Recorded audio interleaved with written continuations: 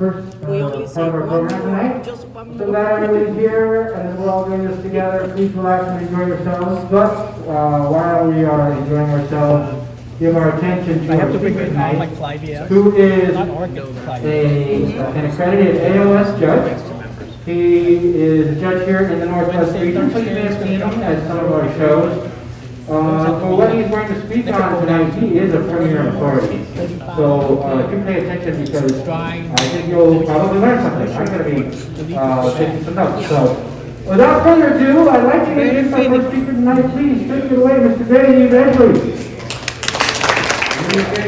Yeah. Very good, thank you. So my name is David Edgley. I'm a longtime resident of this area, grew up in Paulsbo. Anyway, back in the 1980s, I was president of the Northwest Orchid Society a couple of times, moved over to Whidbey Island and stopped coming as much, and now we live in the Tunner.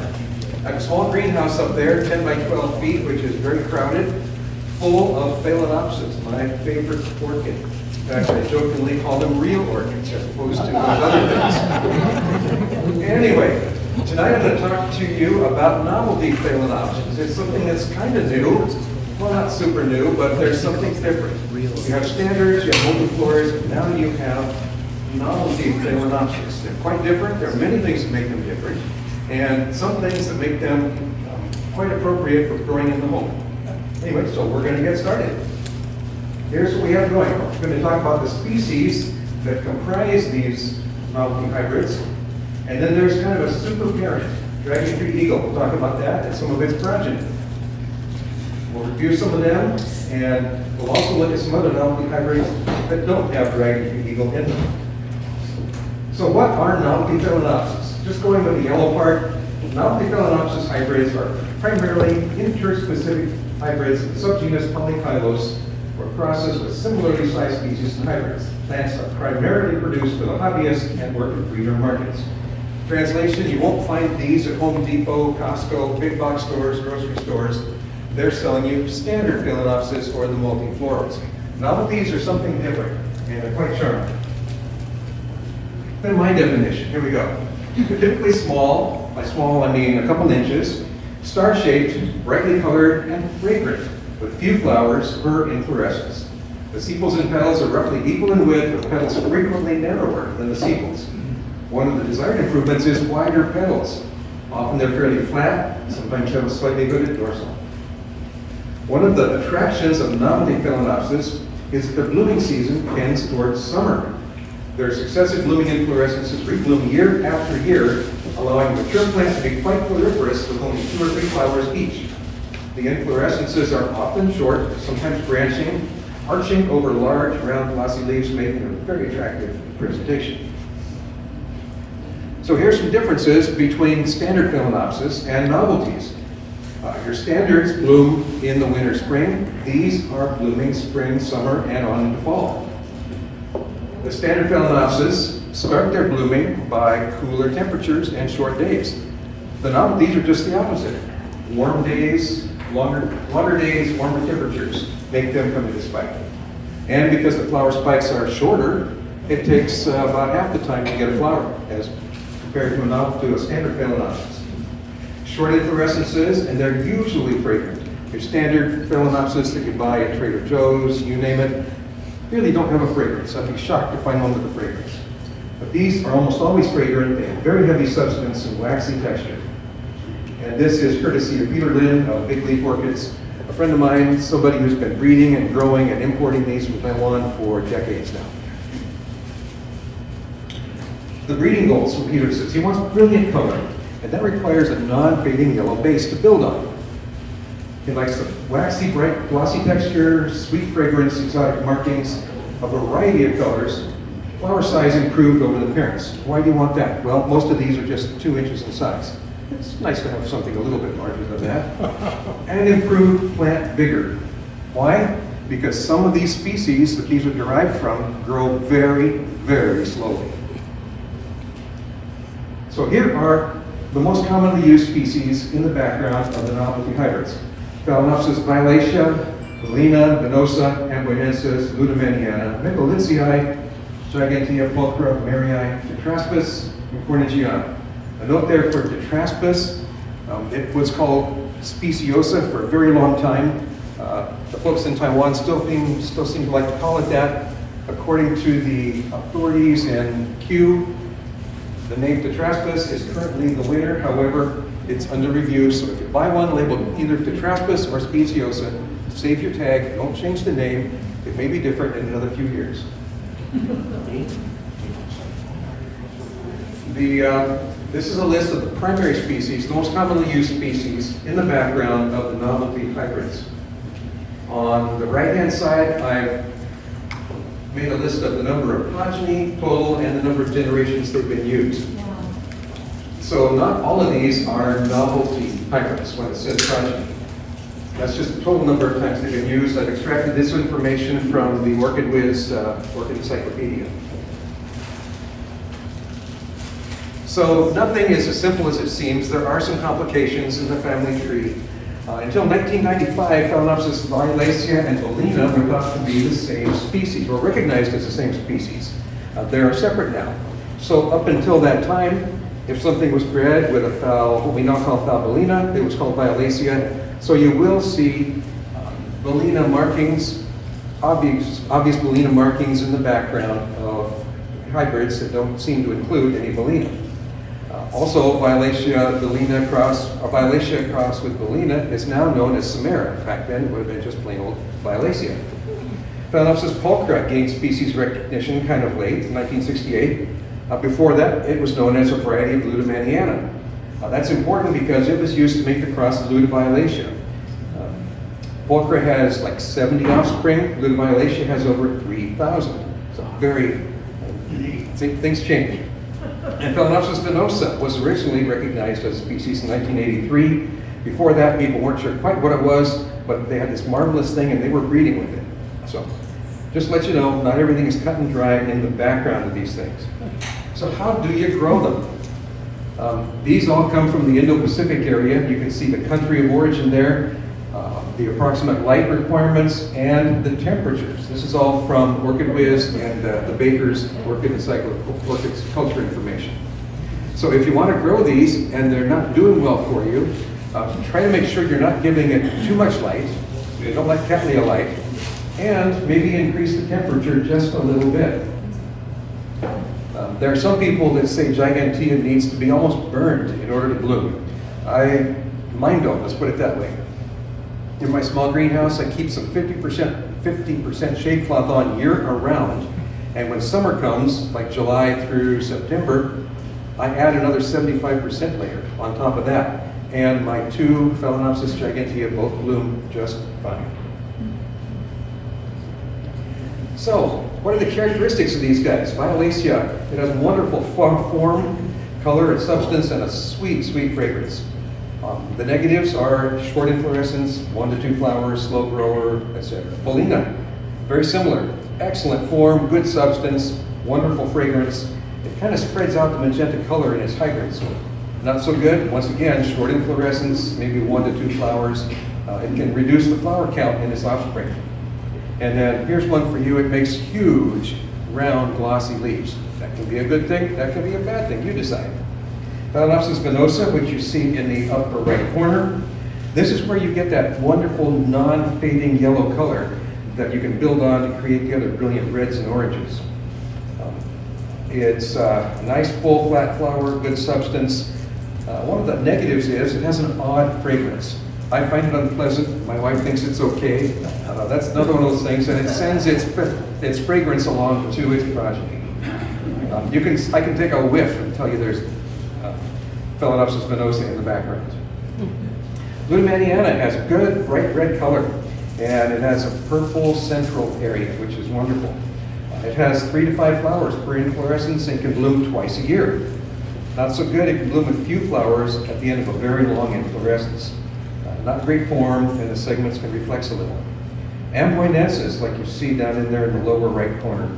Good flat flowers, heavy substance, and wonderful concentric pattern. It can give you 3 to 5 flowers on an inflorescence and bloom twice a year. It has fairly narrow segments, pointed petals, and a fragrance that some people like and some people don't, which it also passes on to its progeny. Mycolitzii. I don't know if you've ever heard of this one. That's what it is. That's it down in the lower right corner. It's a white Phalaenopsis species with very short flower spikes. That's a really nice one. There are others that aren't so nice and they look really ugly. You think, why would anyone grow that? Well, apparently it does wonderful things when you start breeding with it. It produces lots of flower spikes, and even though the flower spikes are short, it will produce a lot of flowers on those flower spikes. It also gives good form. It doesn't look like it should, but it does. It gives you nice wide petals, which is something that are very desirable in the novelty hybrids. Tetraspis. Okay, now this is probably one of the hottest breeding trends going on right now. There are so many color forms of Phalaenopsis tetraspis, and people are remaking hybrids previously made with new color forms and coming up with a whole new color palette for these novelty hybrids. And it blooms up to 3 times a year, has good branching inflorescences, flower spikes with 3 to 5 flowers, many, many color forms. It's wonderful. Corningiana has beautiful intense color, branching inflorescences, but it's kind of a narrow star-shaped flower. Pulchra, good solid purple color. Phalaenopsis maryi has red color, many flowers, 3 to 6 on long branching inflorescences. Once again though, it's kind of a small flower, only 3 to 4 centimeters, and it has fairly poor form. So now we're going to start looking at some pretty pictures. This is what Phalaenopsis violacea looks like now. Before, back in the 70s, 80s, even before, it was kind of a pale pink, star-shaped, the form wasn't so good, but with a lot of line breeding, this is what you've come up with.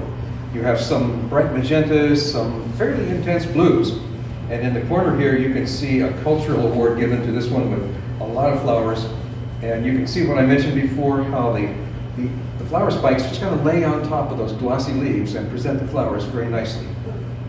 So you don't cut these flower spikes off, you just let them stay on. They will bloom year after year after year.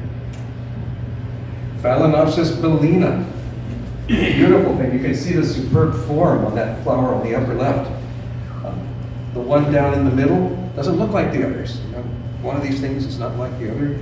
Anyway, I think that's probably a cross between Violacea and bellina. We call it now Samara, but you can see the obvious influence. Phalaenopsis finosa. It can look brown. You see in the lower left corner, that's my plant in my greenhouse, and the color really does look brown, and yet it breeds a wonderful intense yellow. And you can see it can produce a lot of flower spikes and a lot of flowers, but they're mostly clustered just at the end. It can be in solid flava color, which is yellow, or a nice red or orange. Lutamaniana. Beautiful red color, nice barring. It produces a lot of flower spikes and a lot of flowers. I'm emphasizing a lot of flowers on this. You'll see why a little bit later. Amboinensis, another commonly used species from which we get yellow and good form, produces a whole lot of flowers. You can see the one in the upper left, just an amazing number of flowers. What an incredible plant. Mycolitzii. The flower on the left, a fellow named H.P. Norton, who was a famous hybridizer from South Carolina, said he thought that was the finest one he'd ever seen. It had 24 flowers on 16 inflorescences. 16 flower spikes. Now, another feature of Mycolitzii is that the flower spikes are very short. Sometimes the flowers come out almost right underneath the leaf. But it does wonderful things in breeding. Phal gigantea. This is one that has a reputation of being hard to grow, and it's probably only hard to grow if you don't give it the right conditions. Anyway, it produces a lot of flowers. You can see the top center there, that one got a cultural award. A friend of mine in Tennessee built a cage in his van, hauled this thing 3 hours down to the Atlanta Judging Center. It had over 500 flowers on it, and the longest flower spike was 1.5 meters. So that was really big. So once again, this is in the background of a lot of modern Phalaenopsis novelty hybrids. You can see it gives you a nice round flower shape and beautiful color. Phalaenopsis maryi, small flowers, beautiful red color, and produces lots of flowers. Here we come to Phalaenopsis tetraspis. Look at all these different color forms. I added a second slide of these because there were just so many. It's white with purple spots. It can be solid purple. This one is called C1. That's the clone name. Anyway, it has these random white petals and sepals that just show up whenever it blooms. You can see the purple one next to it. The dorsal sepal is white. Everything else is purple. Very interesting. And it also produces a whole lot of flowers on some nice inflorescences. And now for page 2. Look at those colors. Brown spots, even a brown flower down in the lower left corner. They come in light brown and dark brown, medium brown, light purple, dark purple, medium purple, and green. And just random, you see in the upper left corner how that plant just has one white segment. Very strange. And they do those things in their offspring and their progeny as well. Phalaenopsis, you can see why somebody would want to breed with this one. Look at that amazing intense color. Now we're coming to Phalaenopsis dragon tree eagle.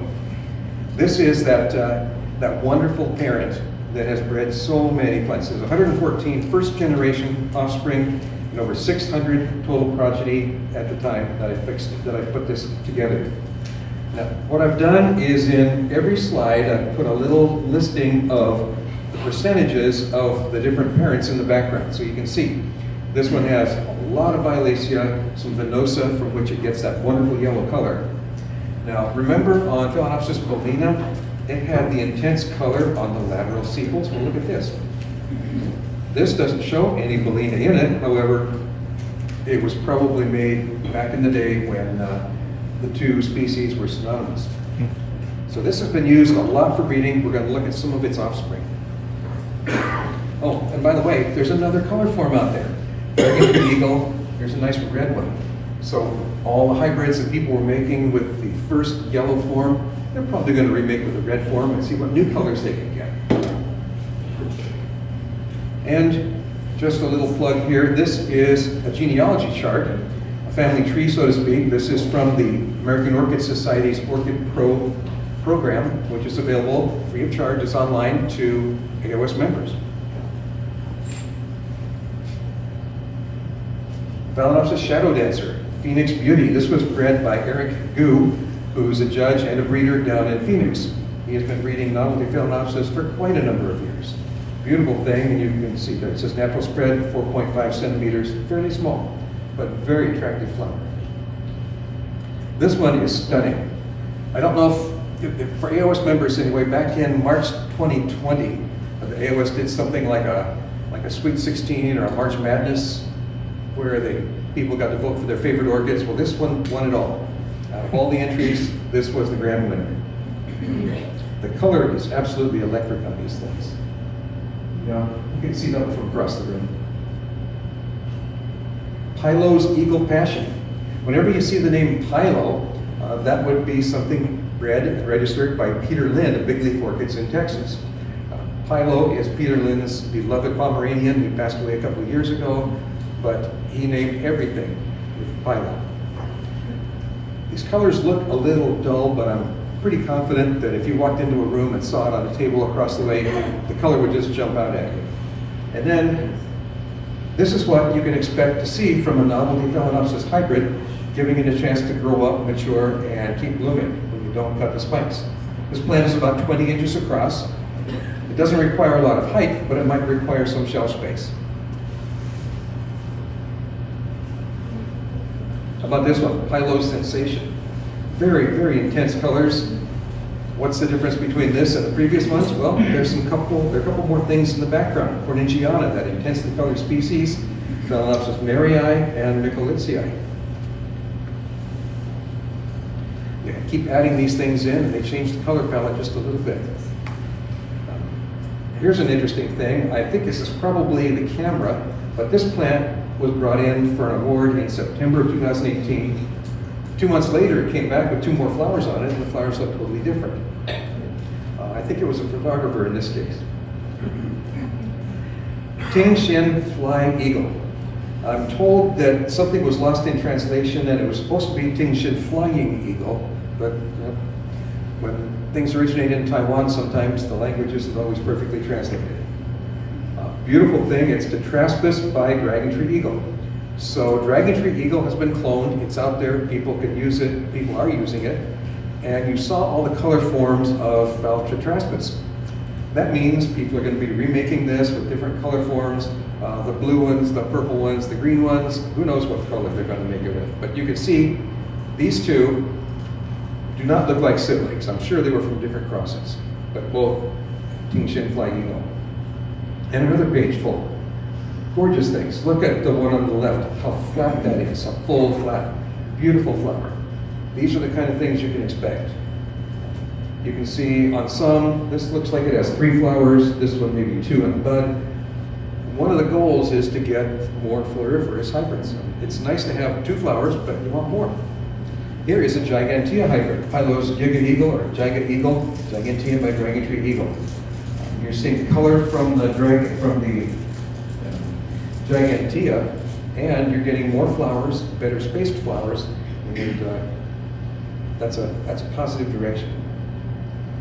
Kingfisher's Dragon Wing, another Dragon Tree Eagle hybrid, John Ewing by Dragon Tree Eagle.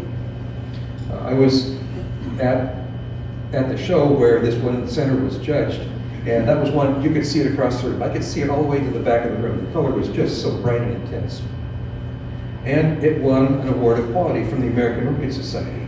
That's a new strain, a cross that's never been made before, or with a specific parents never made before, that shows a significant advance in breeding over the standard type. And here's another mature one, just to show you what they can do. 12 flowers, 5 buds on 4 inflorescences. I mean, some of us have trouble getting that many flowers on a standard Phalaenopsis. This is really great. Another one to show you a slightly different color palette. This one has some Marii in it. And once again, quite a few flowers, kind of resting right on top of the leaves. Makes a beautiful presentation, especially with nice, clean, glossy. The Gigantea hybrid, this one's kind of orange.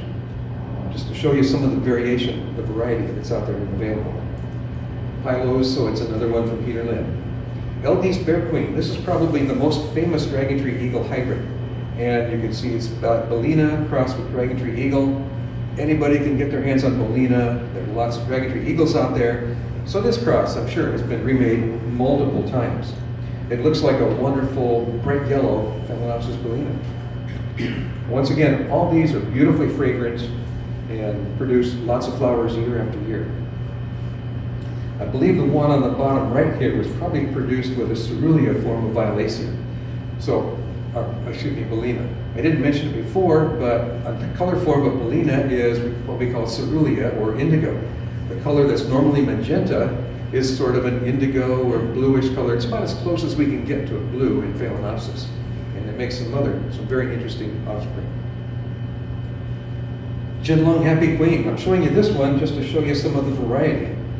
The plant on the left is showing our nice round full form, which is something we like. The only trouble on this one is it only had 1 flower. You can see it down here on the bottom row. Another award of quality, meaning it was awarded because it's a nice improvement over the current type. However, most of these were probably first bloom seedlings. And as an AOS judge, what I'd like to see brought in are mature plants with, give me half a dozen flowers, give me 8 or 10, but give me more than 1. Here's another hybrid from Eric Gu, Sweet Shadow Phoenix Gold, LD's Bear Queen by Sweet Trinity. This one won the Herbert Hager Award, which is the American Orchid Society's Best Phalaenopsis of the Year, given, I think this was back in 2018, this won the award. One thing Eric has been breeding for is what he calls multifloral novelties. That's a direction I highly applaud. It's wonderful. You can see at least 3 flowers on this one, and it's beautiful.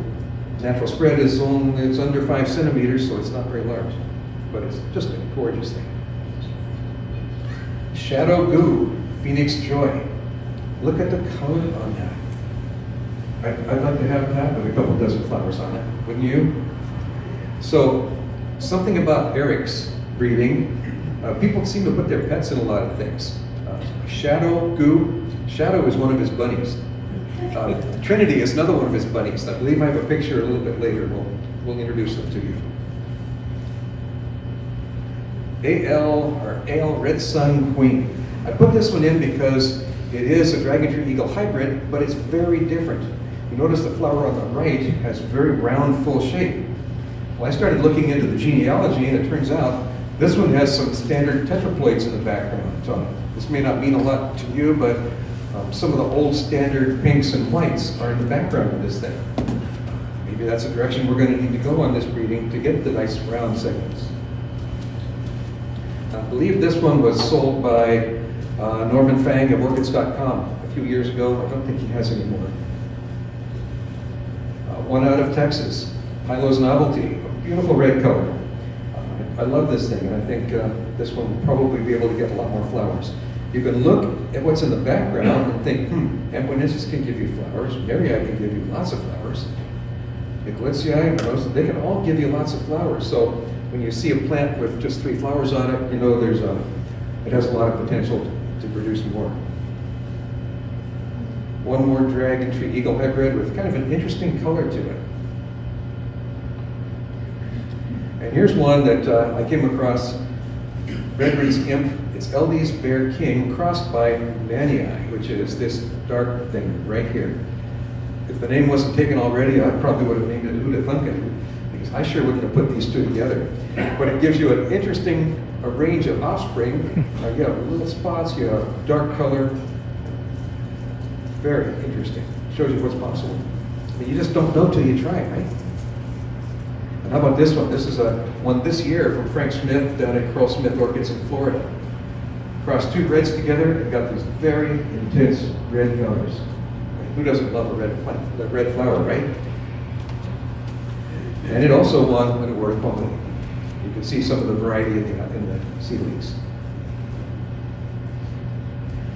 Okay, we're going to move away from the dragon tree eagle hybrids and look at some others with some totally different backgrounds. And how about this one? Just 2 flowers on each with 3 spikes, but isn't that an amazing little green color? I think that's fabulous. It includes a species that's almost never seen, Phalaenopsis fluorescensis. It's just a small cream-colored, well, I hate to say it, but almost unimpressive little species. How about this one? A Gigantea hybrid, 25% Gigantea in there, some Maryi, Nicolitzi, beautiful thing. And you can see 4 flowers right off the bat. That's one of the things that a Gigantea hybrid can give you. Lots of flowers, good spacing, good presentation. Kung's Penangro, just 3 species in it, Venosa, Violation, and Ammonensis, well, maybe something. And look at the amazing bright color. It's stunning. So if you're not growing the novelty Phalaenopsis, you're missing out on something. Here's an interesting one. This is half Phal Gigantea and a quarter Maryi, that little tiny red spotted one.